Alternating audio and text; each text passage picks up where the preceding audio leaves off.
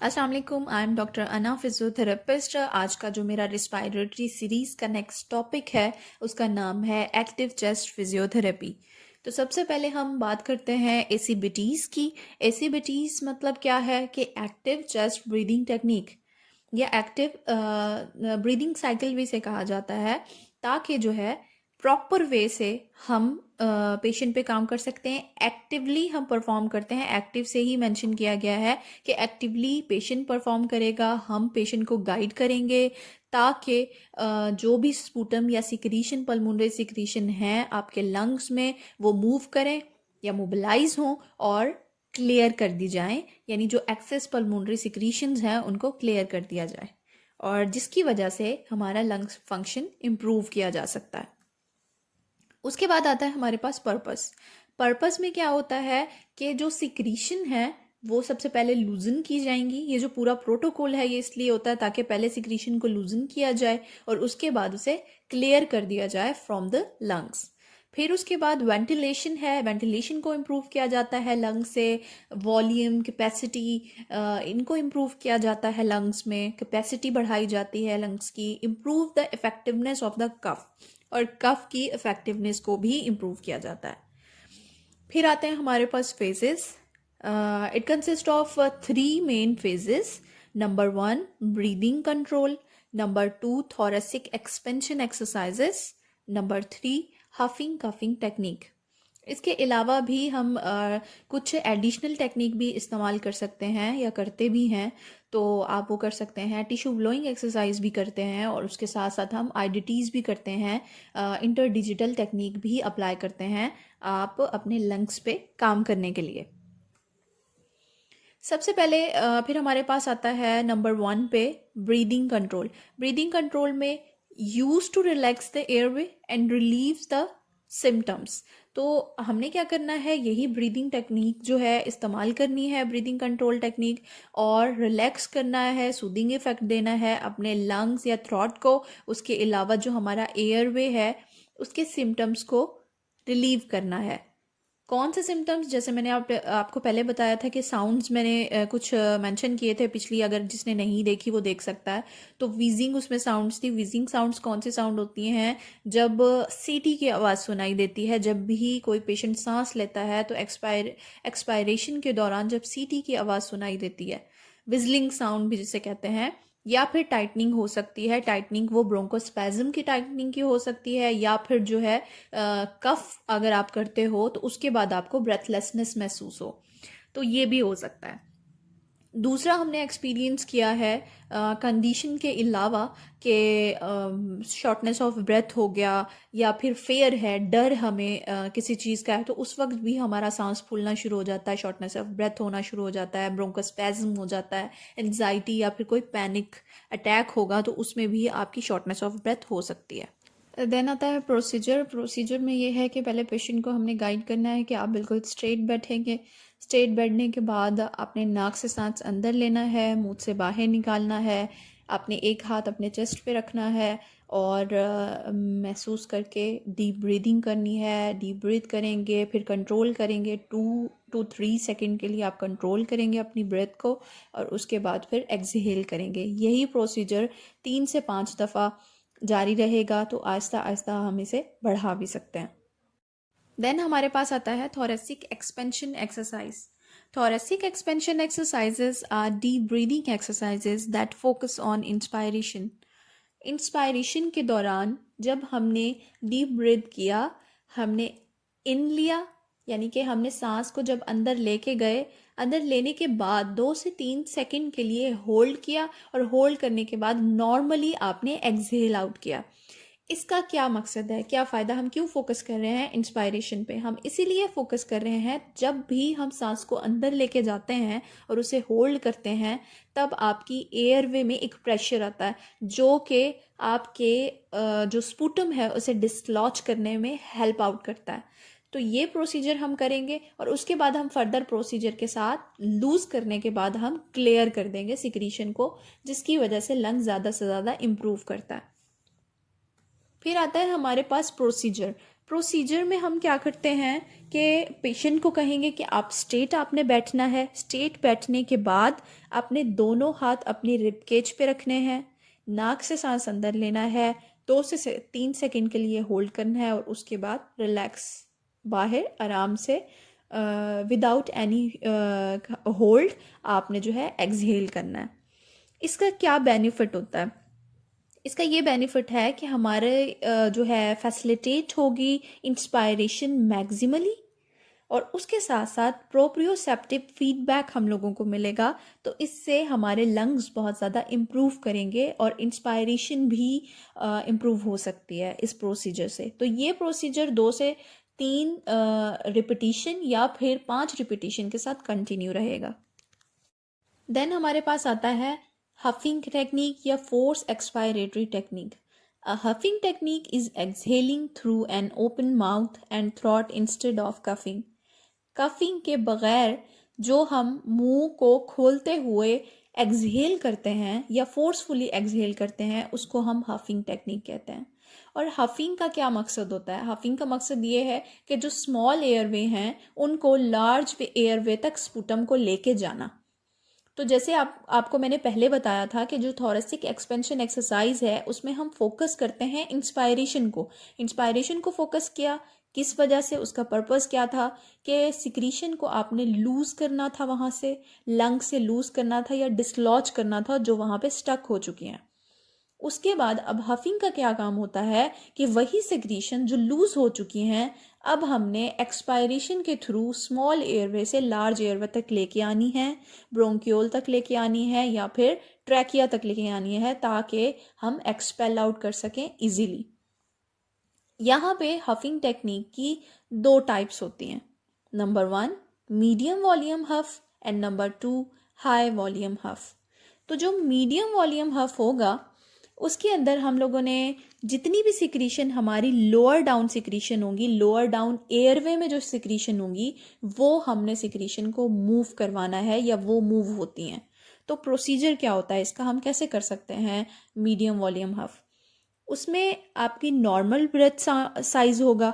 Normal आपने breath लेना है और उसके बाद स्लोली आपने एक्सहेल करना है या जिसको हम लॉन्ग एक्सहेल भी कह सकते हैं। आपने सडनली नहीं करना, आपने लॉन्ग एक्सहेल करना है ताकि जो ब्रीदिंग आपकी सिक्रीशन है जो आपकी लोअर डाउन है वो स्मॉल एयरवे में जो सिक्रीशन है वो आपकी अप हो सके या अप जा सके। तो उसके बाद हमारे पास जो सेकंड आता है वो आता है हाई वॉल्यूम हफ। हाई वॉल्यूम हफ में क्या होगा? इसके बिल्कुल ऑपोजिट होगा, क्योंकि पहले जो मीडियम में था तो क्या था? लोअर डाउन था, लोअर डाउन से सिक्रीशन अप जा रही थी और ये सिक्रीशन पहले ही अप एयरवे में है, यानी अपर एयरवे में सिक्रीशन है। आपने सिर्फ क्या करना है, उसे ट्रैकिया तक लेके आना है और एक्सपेल आउट करना है। तो आपने क्या करना है कि डीप ब्रीदिंग की, डीप ब्रीदिंग करने के बाद आपने सडनली एक्सपायरेशन की। जब आप सडनली एक्सपायरेशन करते हैं तो पहले ही आपकी अपर में तो सिक्रीशन है, अपर एयरवे में पहले ही सिक्रीशन है, तो आपने कोशिश करनी है कि सडनली वो हफिंग करनी है ताकि जो है ये प्रोसीजर कंटिन्यू हो सके या आसानी के साथ आपका स्पूटम एक्सपेल आउट हो सके। तो प्रोसीजर बहुत ईजी है। आपने क्या करना है, पेशेंट को अपने सामने बिठाना है या फिर पेशेंट को सिटिंग पोजीशन में लेके आना है और एक हाथ एक डिस्टेंस पे कहना है पेशेंट को डिस्टेंस पे रखे। नाक से सांस अंदर लेना है, मुंह से निकालते हुए अपने हाथ पे आप सांस ले सकते हैं ज़ोर से या फिर टिश्यू पे सांस ले सकते हैं ज़ोर से, या फिर अगर मिरर है तो मिरर के सामने आपने ये इमेजिन करना है, ये फील करना है कि मैं मिरर पे स्टीम बना रहा हूँ। जब आप मिरर पे स्टीम बनाते हैं तो उस वक्त आप लॉन्ग एक्सपायरेशन कर रहे होते हैं, जो कि बहुत एक अच्छी एग्जाम्पल है इसको हफिंग को करने के लिए। देन आता है हमारे पास कफिंग टेक्निक। कफिंग टेक्निक इतनी कोई इम्पॉर्टेंट या हर फेज़ में करना ज़रूरी नहीं है या हर पेशेंट पे करना ज़रूरी नहीं है। जब आपको लगता है कि स्पूटम जो है हफिंग से ही क्लियर हो चुका है, आपकी एयरवे में अब कोई स्पूटम नहीं है, तो आपको करने की ज़रूरत नहीं है कफ़िंग। अदरवाइज़ आप 1 से 2 दफ़ा कफ़िंग कर सकते हैं, ताकि जो सिक्रीशन आपकी ट्रैकिया तक आई हैं लेकिन हफिंग में नहीं आई, तो वो कफ़ के थ्रू आप कर पाएँ। क्योंकि कफ़ आप 2 किस्म की कफ़ करते हैं, एक जो आपको इंस्टेंटेनियसली फ़ौरन से जो आपको एक कफ़ मिलती है उसकी वजह से आप करते हैं, या फिर आप आर्टिफिशियल तौर पे जो है आप स्टिमुलेट करते हैं अपनी एयरवे को, ताकि जितनी भी सिक्रीशन है वो आपकी थ्रोट से बाहर आ जाए। तो उसके लिए कर सकते हैं। तो अगर नीड है स्पुटम एक्सपेल आउट करने की या स्पुटम को क्लियर करने की तो आप करें, अदरवाइज इसकी नीड नहीं है। तो हम इन सब चीज़ों को फॉलो कर सकते हैं एक अच्छी फिजियोथेरेपी के लिए। एक्टिव ब्रीदिंग टेक्निक ये सारी जब अप्लाई करते हैं तो बहुत अच्छे रिजल्ट्स मिलते हैं। उसके साथ साथ ये सब कुछ बताने के बाद बहुत ज़्यादा ज़रूरी है इंडिकेशंस एंड कॉन्ट्रा इंडिकेशन बताना।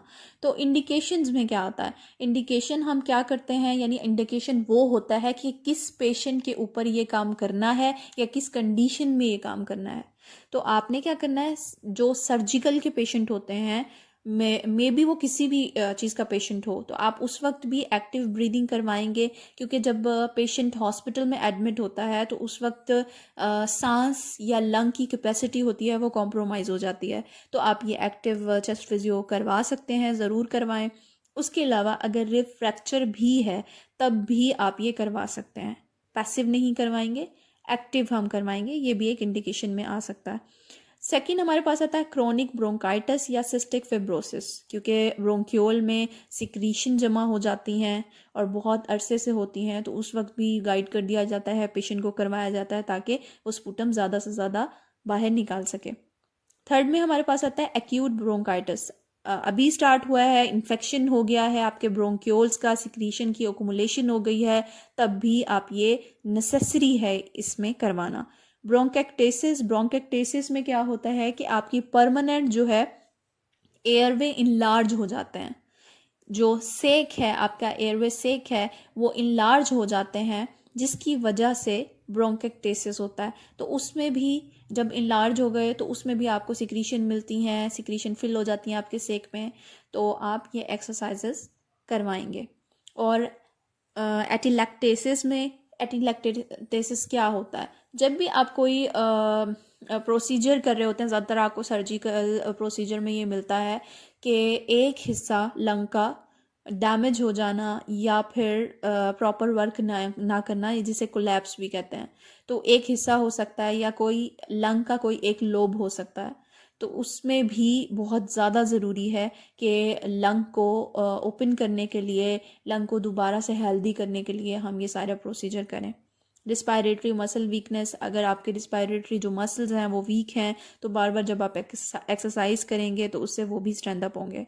मैकेनिकल वेंटिलेशन क्या है कि मैकेनिकल वेंटिलेशन जब भी कोई आपको एक्स्ट्रा या आर्टिफिशियल जब आपको ऑक्सीजन दी जा रही होती है, क्योंकि इतने एबल नहीं होते लंग के इस प्रोसीजर को कंटिन्यू कर सके वेंटिलेशन के प्रोसीजर को, जो एक नॉर्मली प्रोसीजर है, तब भी हम ये काम कर सकते हैं। एस्थमा में हम कर सकते हैं, लेकिन एस्थमा में बहुत ज़्यादा ज़रूरत होती है कि आप देख के करें। एस्थमा में क्योंकि जो मसल्स होते हैं, जो हमारे रेस्पायरेटरी मसल्स होते हैं, वो बहुत ज़्यादा वीक होते हैं या फटीग हो जाते हैं, जिसकी वजह से पेशेंट लेथार्जिक हो जाता है। तो आपको सिर्फ उतनी ही एक्सरसाइज करवानी है जितनी वो कर पाएँ। तो ये प्रिकॉशन के साथ किया जाता है। तो एस्थमा में हम प्रिकॉशन के साथ करेंगे, लेकिन करवाएंगे ज़रूर ताकि लंग की कैपेसिटी इंक्रीज हो सके। इंक्रीजिंग ब्रीदिंग रेट, जब इंक्रीज हो जाएगा ब्रीदिंग रेट को हमने इंक्रीज करना है, ब्रीदिंग प्रॉपर नहीं है, ब्रेथलेसनेस हो रही है, तो उस वजह से भी हम ये एक्टिव चेस्ट फिजियो करवा सकते हैं। और एंजाइटी में भी करवाएंगे क्योंकि उसमें भी हमें ब्रोंकोस्पैज्म और ये सारी चीज़ें मिल रही होती हैं। तो अब हम आते हैं कॉन्ट्रा इंडिकेशन पे। कॉन्ट्रा इंडिकेशन इसकी बहुत ज़्यादा नहीं है। पेशेंट अगर अनकॉन्शियस है तो आप उसे गाइड नहीं कर पाओगे, तो तब भी हम नहीं करवा सकते। अगर पेशेंट जो है स्पॉन्टेनियसली ब्रीदिंग नहीं कर पा रहा है तब नहीं हम करवा सकते। वो फॉलो ही नहीं कर पा रहा है इंस्ट्रक्शन को, पेशेंट इंस्ट्रक्शन को फॉलो नहीं कर पा रहा तब भी नहीं हम करवा सकते, या पेशेंट बहुत ज़्यादा कंफ्यूज है तब भी हम नहीं करवाएंगे। तो ये सारी चीज़ों का बहुत ज़्यादा ख्याल रखिएगा जब भी आप पेशेंट के पास जाते हैं और ये सब चीज़ें करवाते हैं, तो आपको काफ़ी अच्छे रिजल्ट्स मिलते हैं। आप ज़रूर ट्राई कीजिएगा। तो आई होप कि आपको मेरा ये टॉपिक अच्छा लगा होगा। इंशाल्लाह मैं एक नेक्स्ट टॉपिक के साथ फिर से हाजिर होंगी, और आप कमेंट बॉक्स में भी बता सकते हैं कि क्या चीज़ें जो है आपको और इंक्लूड करनी है इसमें, या क्या चीज़ समझनी है, तो वो इंशाल्लाह हम कोशिश करेंगे आपको बताने की। तब तक के लिए अल्लाह हाफिज़।